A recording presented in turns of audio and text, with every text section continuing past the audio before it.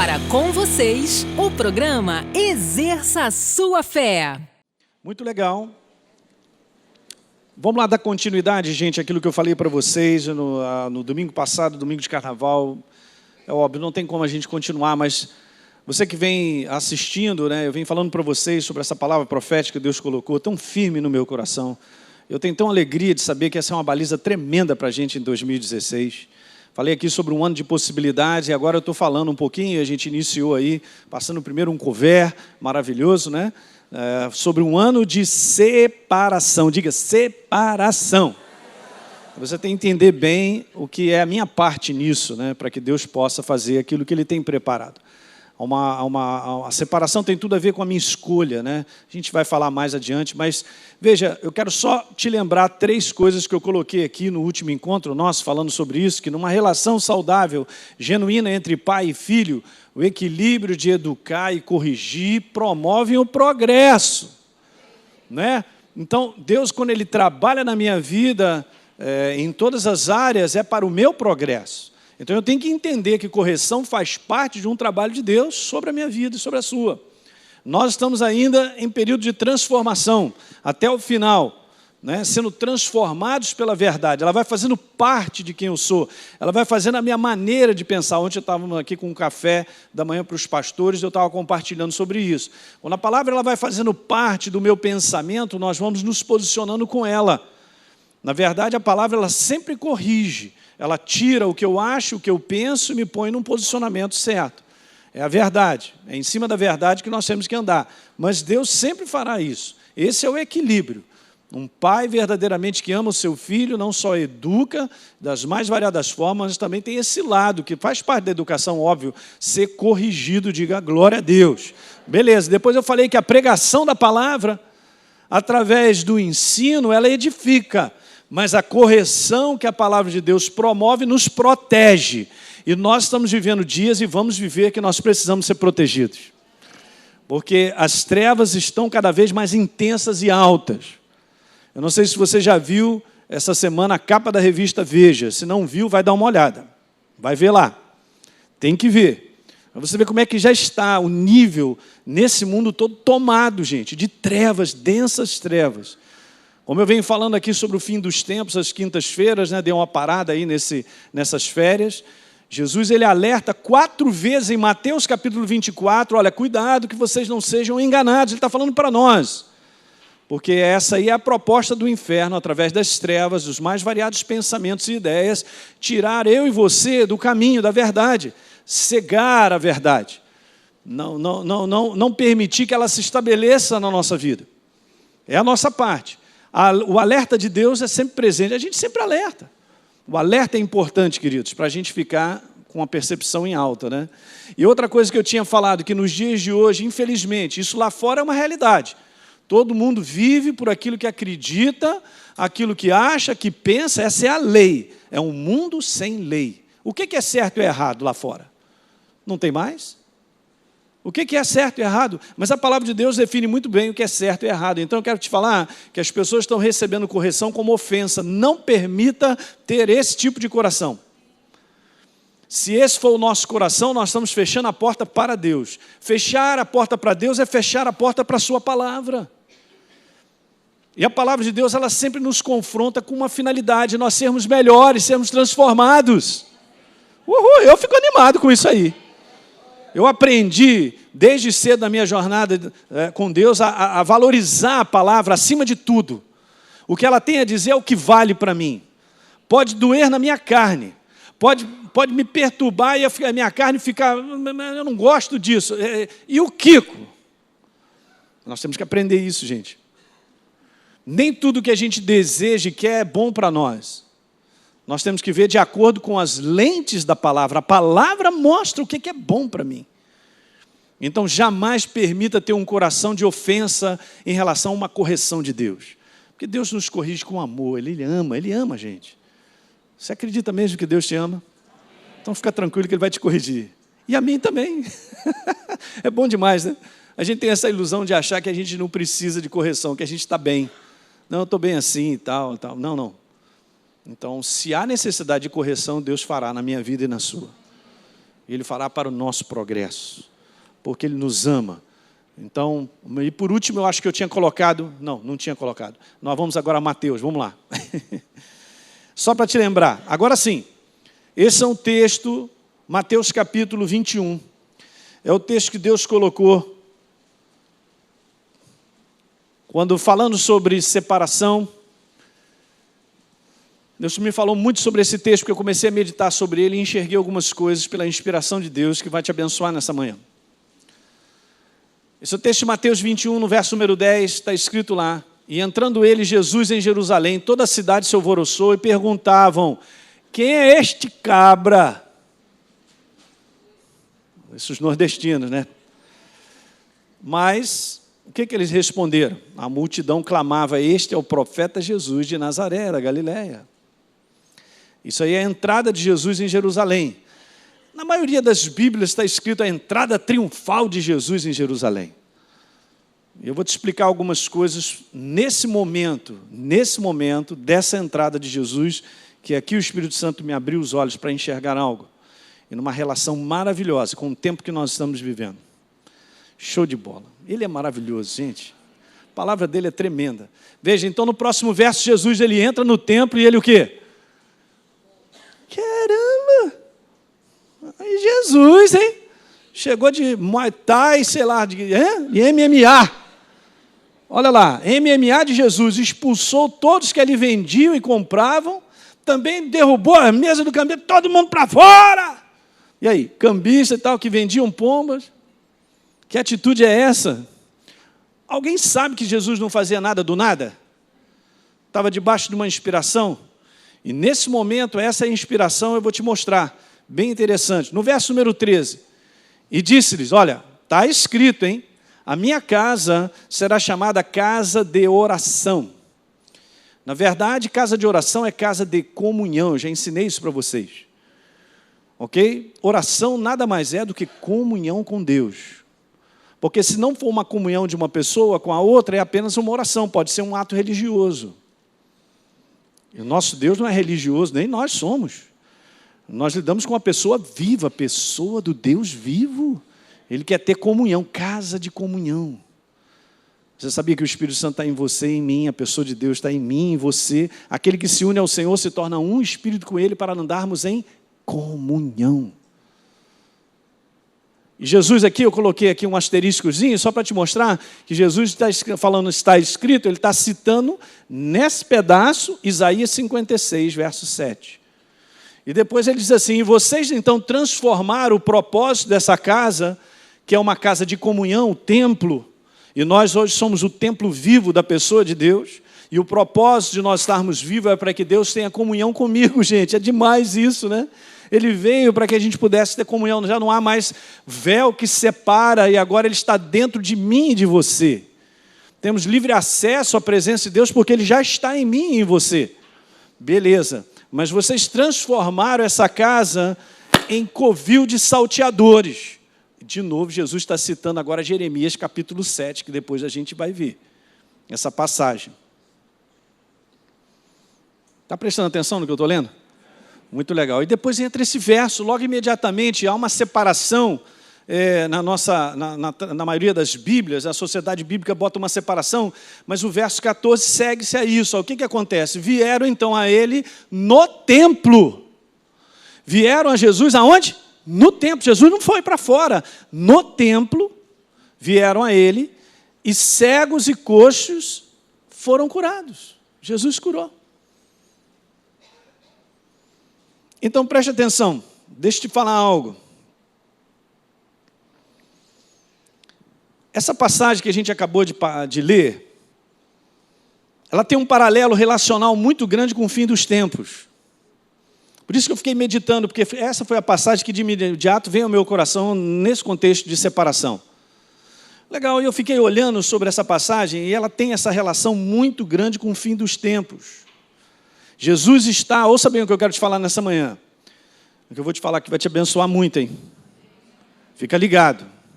Está ligado? Então tá bom. Jesus está no momento em que ele entra em Jerusalém, nesse momento que ele entra em Jerusalém, ele está nos seus dias finais. da sua missão sobre a face da terra. Isso foi algo que abriu os meus olhos, porque, veja, deixa eu compartilhar algo com você aqui. Jesus, desde pequeno, ele conhecia o templo. Mas esse foi um momento muito específico. E Jesus está no seu tempo final da sua missão sobre a face da terra. É esse o momento que Jesus entra em Jerusalém e vai ao templo. Então, pelo menos eu compartilho com vocês duas revelações inseridas aqui com essa associação com o fim dos tempos. A primeira delas é essa. Nós vemos aqui que Jesus ele faz uma limpeza, se é que eu posso usar esse termo. Ele faz uma separação da casa de Deus, de práticas que impedem um verdadeiro relacionamento com a pessoa de Jesus nos últimos dias.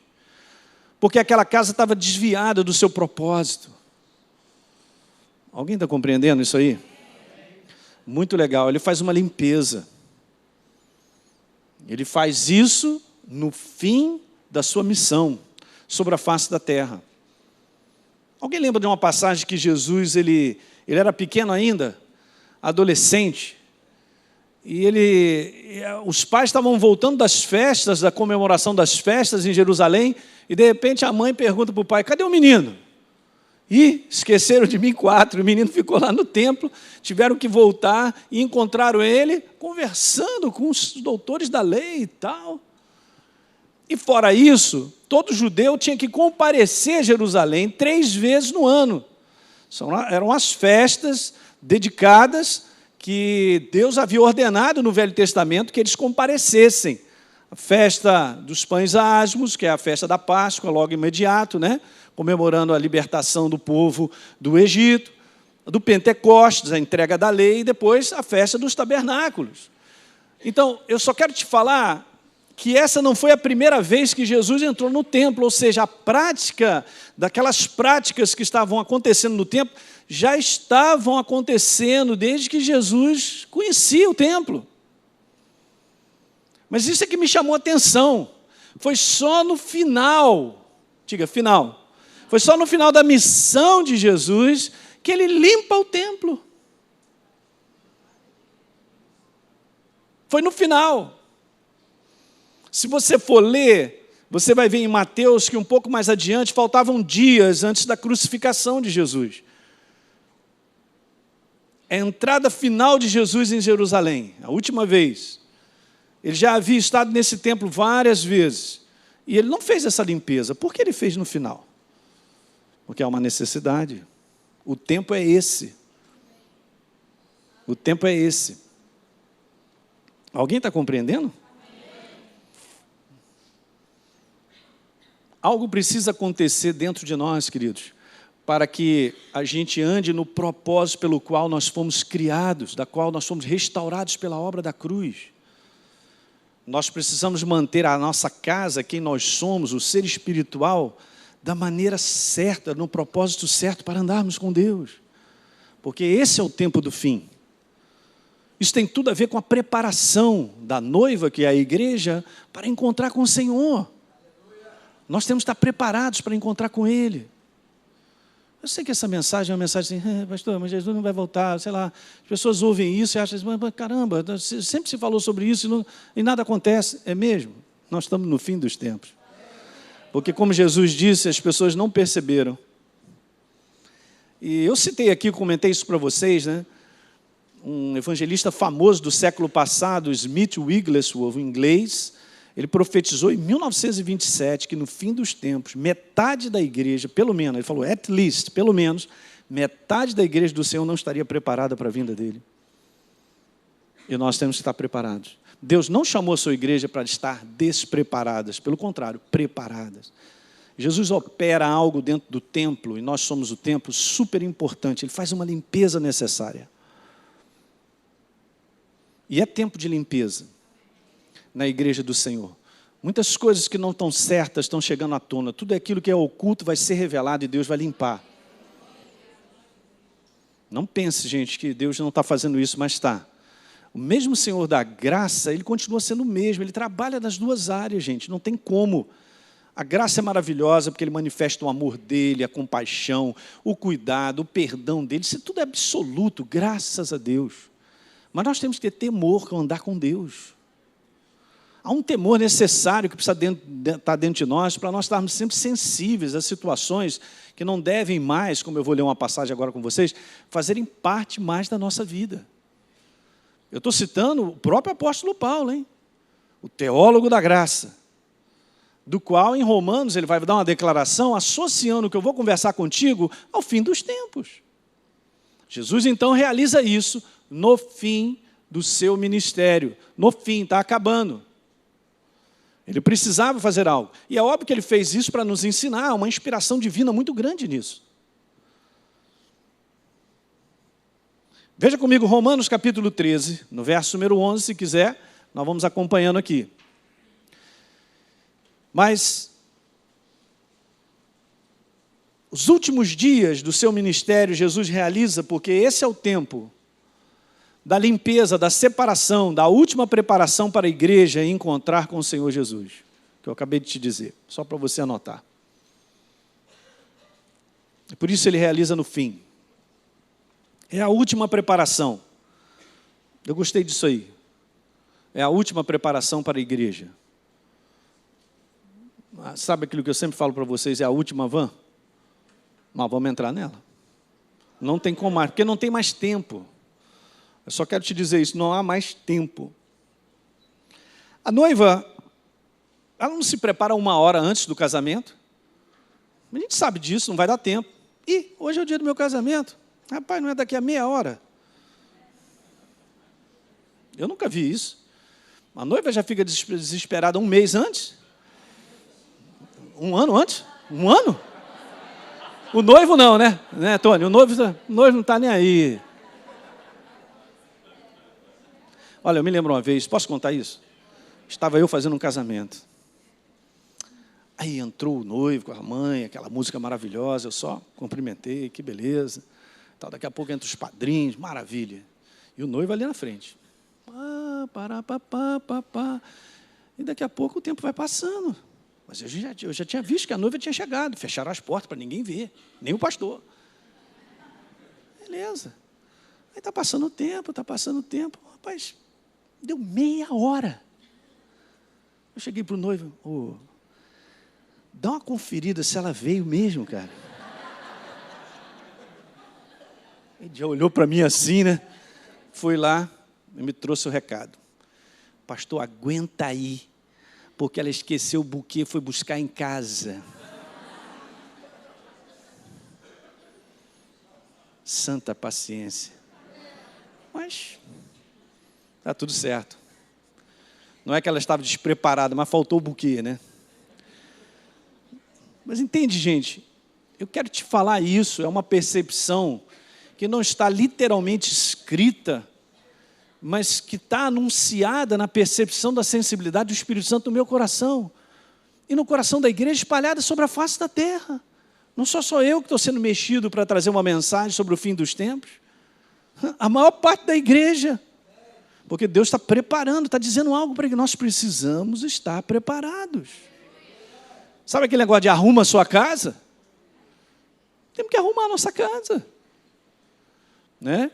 Colocar o nosso templo, que somos nós, no propósito certo para trabalhar da maneira como Deus projetou que fosse. Nós andássemos em comunhão com Ele. Agora sim, então, Romanos capítulo 13, no verso número 11, o apóstolo Paulo diz assim, outra razão para viver correto é esta, ele já vinha falando de outras, viver correto, não sei, viver de maneira certa. Vocês sabem como já é tarde. Olha como é que ele começa o início do seu discurso, falando sobre esse assunto. O tempo já está se esgotando. Beleza. Despertem, igreja, pois a vinda do Senhor está mais próxima agora do que quando cremos no princípio, imagina. Muito bom. E aí ele vem declarando, a noite já passou, o dia de sua volta estará aqui logo. Portanto, deixem, agora ele está falando sobre práticas, ele está falando sobre comportamentos, atitudes, ele diz lá, práticas das más obras das trevas. É incrível, porque ele fala isso em Romanos e ele fala a mesma coisa em Efésios. Se sois da luz, Efésios capítulo 5, andeis de acordo com a luz. 5 vezes ele fala isso. Lembra que nós estudamos aqui falando sobre o livro de Efésios? Eu disse algo para vocês, você não pode esquecer, que a força da nova criatura está em viver a nova criatura. De nada adianta ser nova criatura se eu não tenho a prática da nova criatura. A prática da nova criatura prova que eu sou nova criatura. Entende, gente? Isso é super importante. Então, ele diz, mas más obras das trevas, e vocês devem se vestir da armadura de uma vida direita, como devemos fazer os que vivemos na luz do dia. É o nosso caso, hein? Vivamos de modo decente, como em plena luz do dia, não em orgias e bebedeiras, não em imoralidade sexual, depravação, não em desavenças e inveja, e obras da carne. Isso aqui ele está descrevendo as obras da carne. Obras da carne. E ele mesmo declara que o Espírito milita para que a gente não faça o que porventura a nossa carne deseja. Essa é a verdadeira cruz, a mortificação ou o sacrifício diário da jornada cristã. Não permitir que as obras da carne vençam, elas prevaleçam, as atitudes e comportamentos carnais. Paulo diz lá em 1 Coríntios que isso aí prova que vocês são crianças, mas Deus chamou a mim e a você, como eu já ensinei aqui, para nós crescermos. Porque o tempo, alguém lembra que quando Deus estava corrigindo seus filhos, nós lemos aqui em Hebreus, a palavra filhos lá, está no original do grego, falando sobre filhos maduros que refletem o caráter de Deus? É o nosso caso. E aí no verso 14, ao contrário, nós devemos nos revestir do Senhor Jesus e não fique idealizando como satisfazer os desejos da carne. Essa é uma versão, você pode ler na sua. A gente não satisfazer, não é ter mais tempo. Agora, tudo isso que ele vem falando a respeito de um comportamento, de uma prática, ele vem associando ao fim dos tempos. Porque não dá mais, Jesus fez a limpeza no final. Ele está vindo, hein? E nós temos que estar preparados. Entende isso, gente? Mas isso não é para deixar a gente com medo. É pelo contrário, eu garanto isso, gente. Todos que andam com Deus de coração sincero percebem que o tempo é esse. Não sou eu, não. Todos. É muito interessante, né? É interessante, por exemplo, você olhar que antes da vinda do Senhor, a primeira vinda, aparece um cabra chamado João Batista. Não é verdade? E qual é o discurso dele? Arrependei-vos, porque é chegado o quê? Ele estava falando sobre conversão, sobre mudança de direção. Sai dessa aí, cara, você está indo para lá, é para cá. Se entregue a essa verdade e viva diferente. Estava anunciando, quanto tempo ano? Um ano e pouco, um ano e um pouquinho, né? Um ano e algum pouco. Ih, rapaz, eu estou enrolando minha língua. Chocra lá abaixar, deixa eu...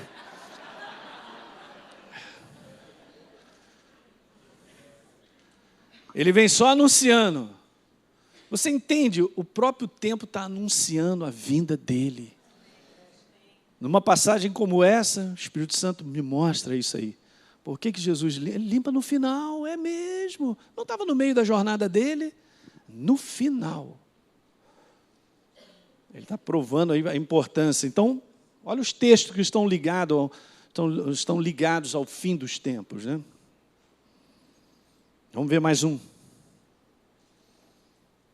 1 Pedro capítulo 4, no verso 17. Porque a ocasião, ou seja, o momento, lá no original está essa palavra que significa o tempo de Deus.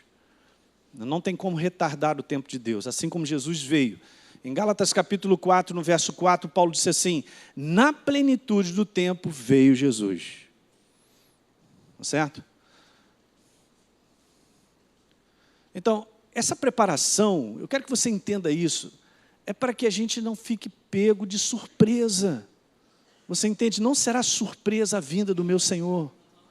Nem para mim, nem para você. Já estou profetizando, hein? Para a gente não ficar aí num sono meio adormecido. E aí? O quê? perdi a van. Porque a ocasião de começar o juízo pela casa de Deus é chegado. Imagina, ora, se primeiro vem por nós, qual será o fim daqueles que não obedecem ao Evangelho de Deus?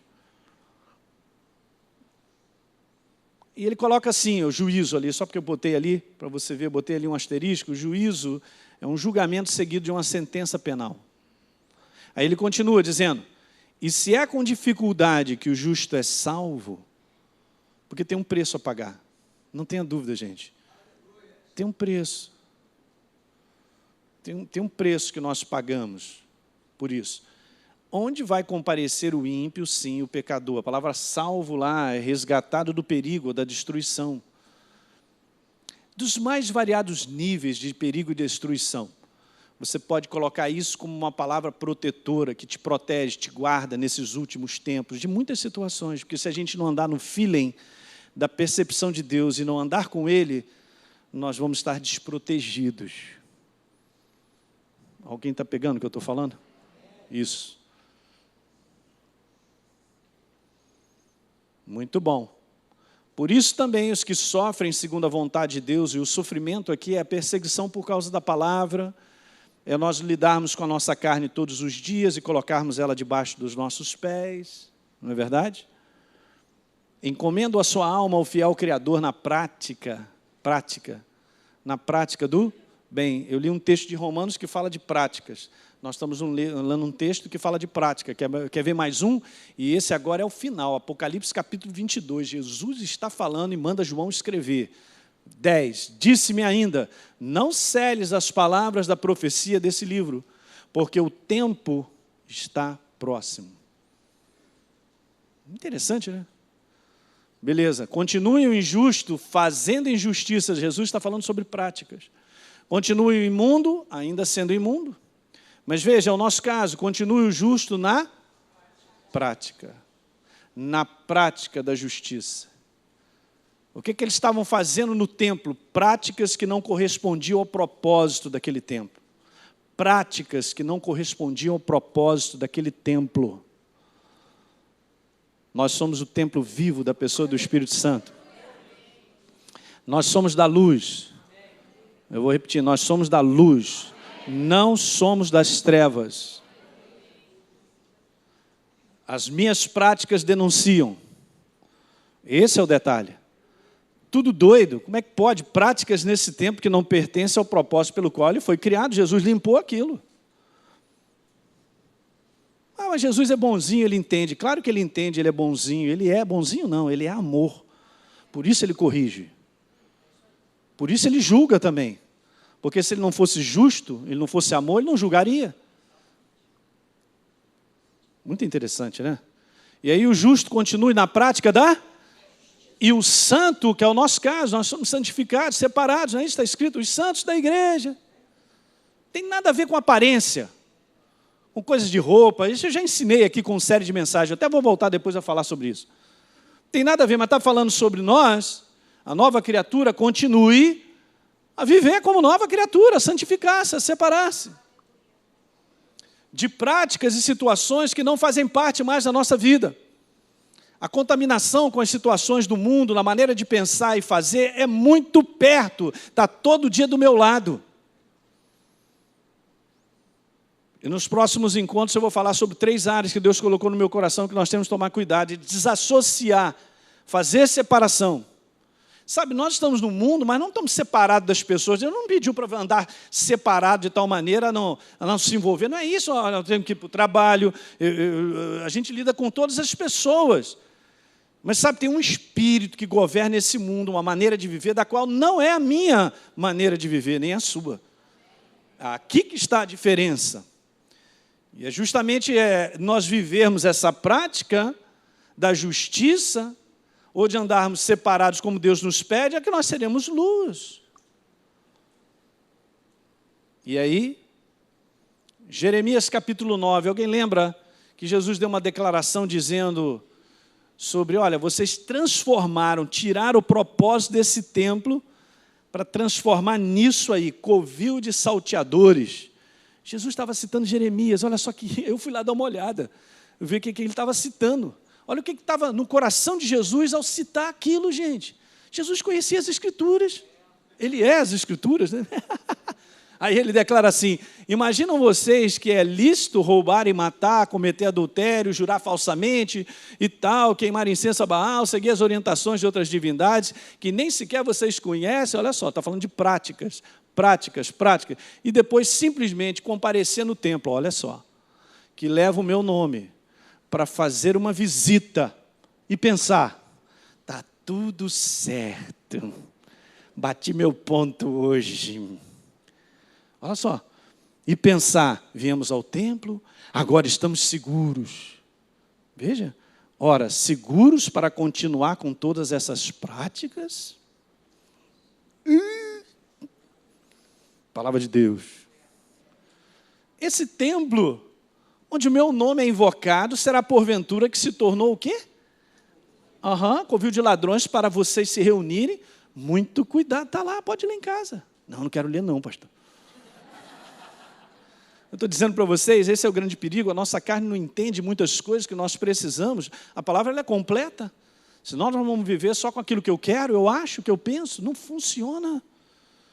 É o conselho de Deus é que manda: muito cuidado, eis que eu mesmo estou observando, disse Deus, tudo isso, palavra do Senhor, está escrito lá.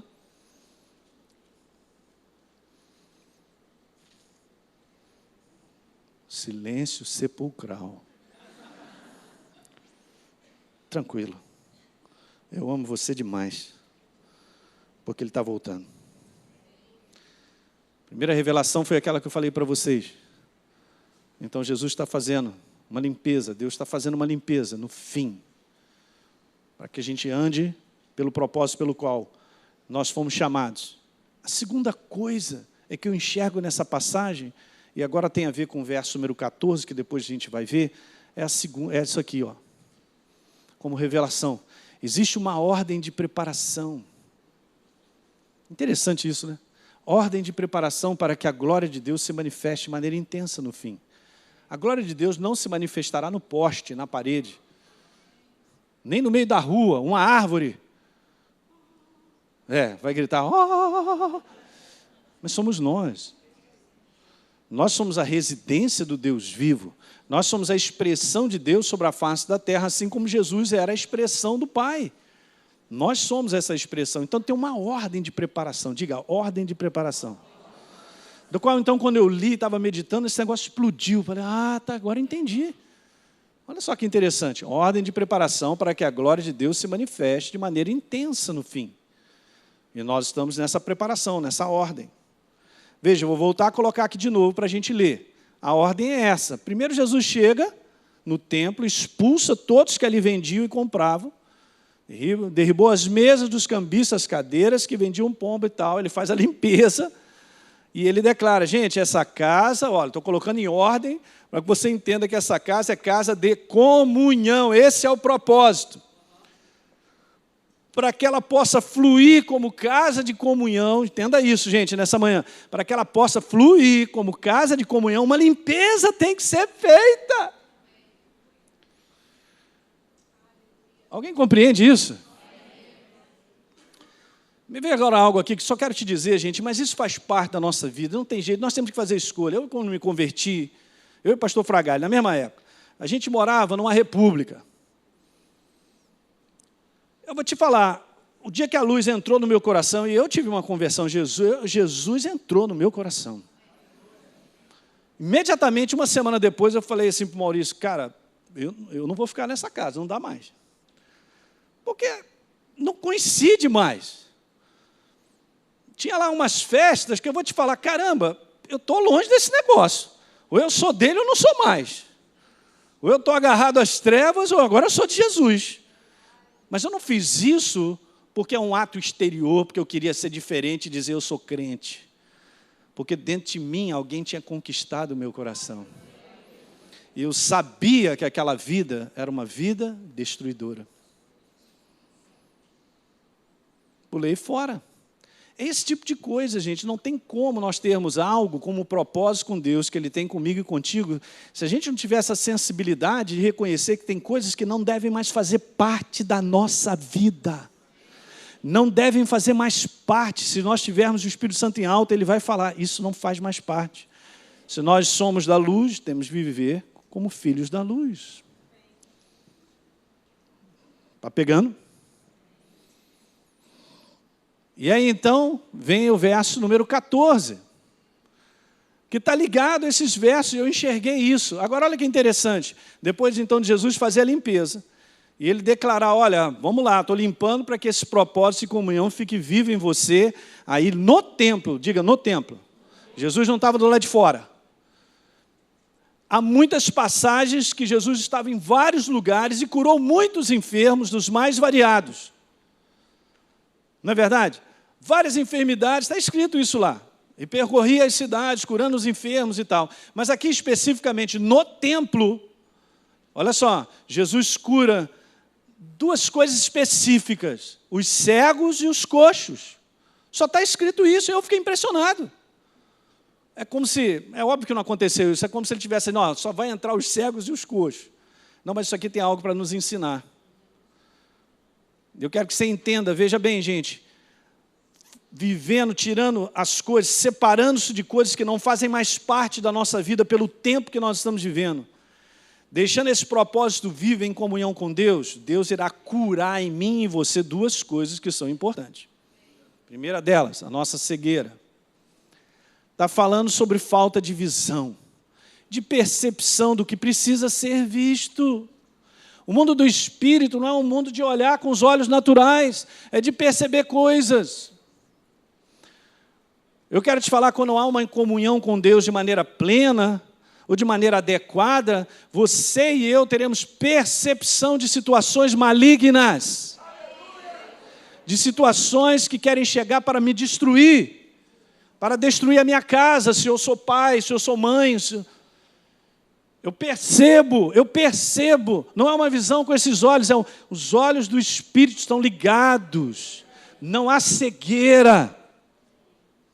Ele cura isso. E ele cura algo muito importante na nossa vida, que isso aqui para mim é a raiz de toda cegueira, que é a cegueira do orgulho. Todo orgulhoso não reconhecerá quando o mal bater na porta. A Bíblia declara que a soberba derruba o homem. Antes da queda tem a soberba. Orgulho é o espírito contrário ao Espírito de Deus. É o espírito de Satanás. É o espírito que impede de nós caminharmos e andarmos com Deus. E nós temos que lidar com isso. Não, pastor, eu não sou uma pessoa orgulhosa, eu posso dizer isso, bobagem, não cai nessa cilada. Porque a Bíblia declara que nós temos que nos vestir de humildade. Para que eu vista de humildade, eu tenho que reconhecer o meu comportamento orgulhoso. Porque se eu não reconheço o meu comportamento orgulhoso, eu nunca vou me vestir de humildade. É uma cegueira. Jesus curou duas categorias, os cegos e os coxos. Veja a ordem de preparação. Você está entendendo o que Deus está fazendo no fim dos tempos? Na minha vida e na sua? Não é simplesmente, gente, a gente vir para a igreja e esperar o mundo acabar. Porque o mundo está acabando. As coisas vão piorar lá fora, e muito. Os julgamentos virão. É igual Deus tirando. Gente, olha só, é só ler o Velho Testamento em Êxodo, Deus tirando, olha a prefiguração de tirar a sua igreja desse mundo, Deus tirando o seu povo, tirou assim na maior tranquilidade. Não, houve julgamento sobre a terra do Egito, que é o mundo. 10 julgamentos. Entende? Então as coisas vão piorar pelo lado de fora. Então não é questão só de esperar Jesus chegar, nós estamos preparados para caminhar com Ele e recebermos. E nesse fim dos tempos, nós não sermos, tudo será abalado, menos a igreja do Senhor sobre a face da terra. Tudo será abalado, tudo. Menos aqueles que permanecerem firmes com a verdade. Aí você vê lá, quando Deus ele tira o seu povo, Ele protege das mais variadas formas. Dá uma lidinha.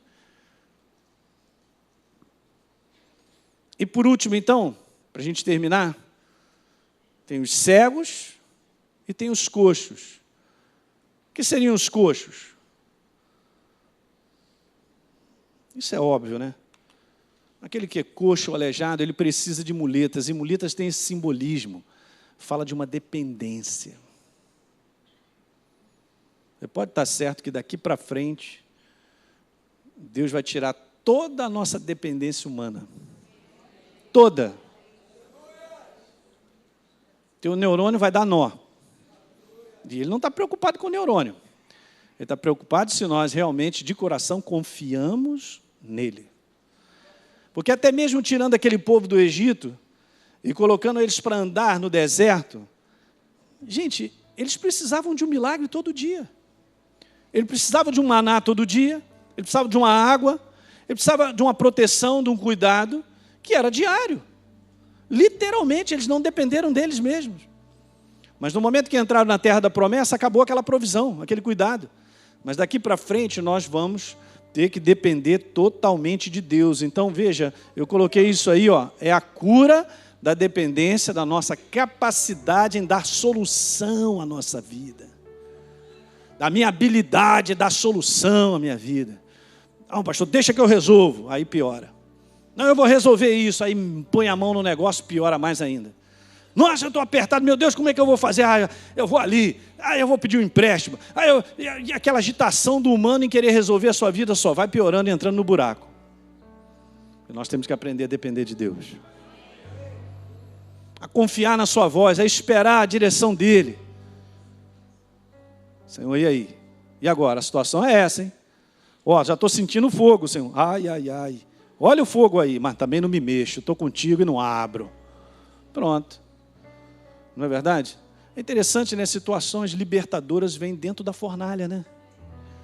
Porque aquela turma foi toda amarrada e colocada dentro da fornalha. E foi numa situação de fornalha, num fogo ardente. E eles foram libertos. E Jesus estava com eles. É demais, né? Daqui para frente nós vamos ter que depender, confiar em Deus para tudo. Estou dizendo para vocês, hein? Assim será o fim. Porque ele tem que abalar aquilo que o homem se agarra. Ele se agarra ao dinheiro, ele se agarra a posses, ele se agarra àquilo que ele tem. Quando ele não vê que não tem mais nada disso, ele vai correr para a igreja. Meu irmão, nós estamos precisando de um santuário para 5.000 lugares. A turma vai buscar Deus. E nós estamos firmes. E aí, o que tem acontecido? Milagre em cima de milagre. Deus tem cuidado de mim, tem cuidado de você. Deu para entender especificamente essa ordem de preparação, limpeza, para que a gente ande no propósito que nós precisamos, na comunhão com Ele, a sua palavra, a sua verdade, para que Ele possa limpar essas duas áreas na nossa vida e trazer cura, né?